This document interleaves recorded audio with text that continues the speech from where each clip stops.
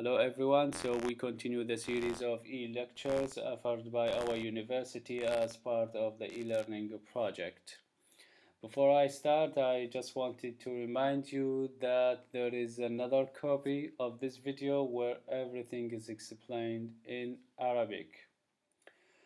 As you see here, we are covering Unit 4, Part 1, which is entitled Doing the Right Thing.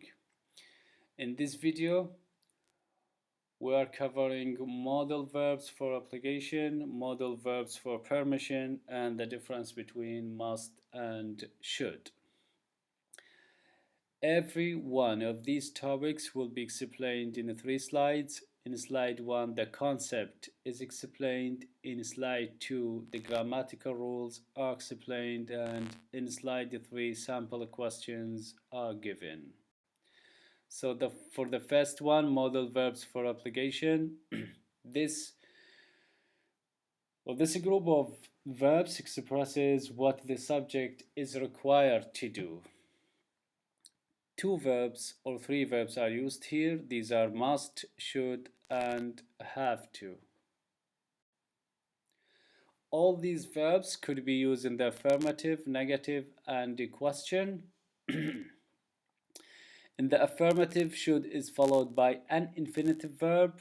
An infinitive verb means فعل مجرد. In the negative, not is added just before the infinitive verb, and then the question should is brought to the beginning of the sentence, and the sentence is ended with a question mark.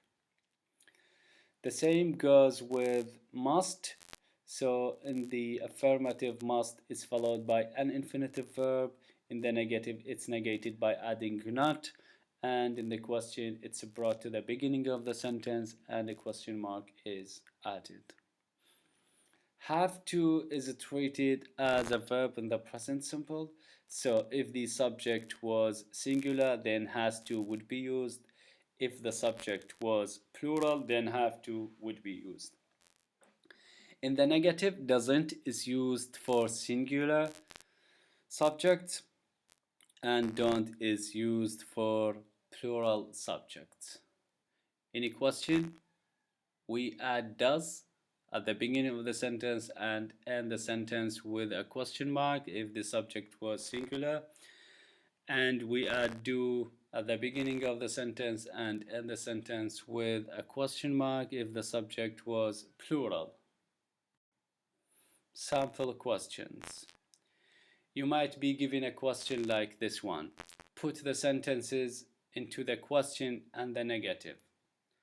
Example number 1, I have to wear a uniform. So to make it a question, we add do because the subject is plural and end the sentence with a question mark. So it's do I have to wear a uniform? And to make it negative, we add don't, again because the subject is a plural. So it's I don't have to wear a uniform. Example number 2, he should do the cooking. So to make it a question, we bring should to the beginning. It's should he do the cooking? And to make it negative, we add not. So it's he shouldn't do the cooking.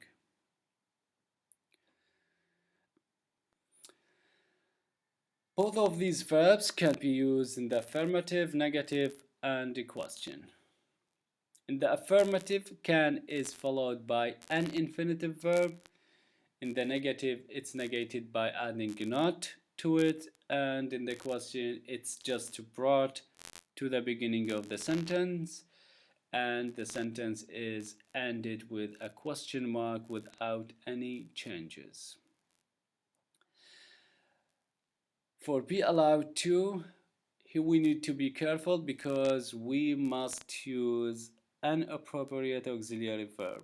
Again, if the subject was a plural, we would use are instead of be. If it was singular, then is allowed, or sorry, is used, or if the subject was the first person, I, then am is used. In the negative, the auxiliary verb is negated by adding not, and in the question, the auxiliary verb is brought to the beginning and the sentence is ended with a question mark. So, for example, he is allowed to drive. He is not allowed to drive. Is he allowed to drive? You may be given a question like this. Put the sentences into the negative and the question. For example, number one, he can do what he likes. This is negated by adding not to the modal verb can.